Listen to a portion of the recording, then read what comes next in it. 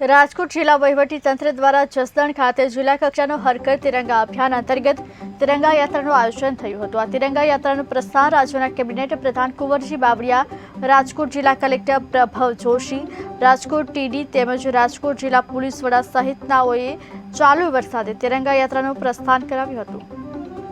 જસદણ ખાતેથી આજે જિલ્લા કક્ષાના હર ઘર તિરંગાના કાર્યક્રમનું આયોજન કરવામાં આવ્યું છે। જિલ્લાના વહીવટી તંત્ર અને સૌ સંગઠનના હોદ્દેદારો અને સ્થાનિક બધા જ જુદી જુદી વિવિધ સંસ્થાઓના માધ્યમથી આજના આ તિરંગા યાત્રાનું અહીંયા જસદણ ખાતેથી સૌ જિલ્લા કક્ષાનું આયોજન કર્યું છે।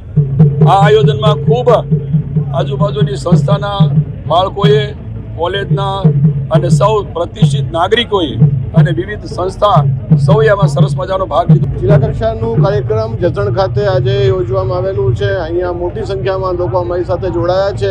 આપના થકી હું એ જ વિનંતી કરું છું કે દરેક નાગરિક પોતપોતાના ઘરે તિરંગા ફરકાવે અને આપણા જે સ્વતંત્ર વીરો છે અને આપણા જે સૈનિકો છે એને સન્માન આપે। ધન્યવાદ।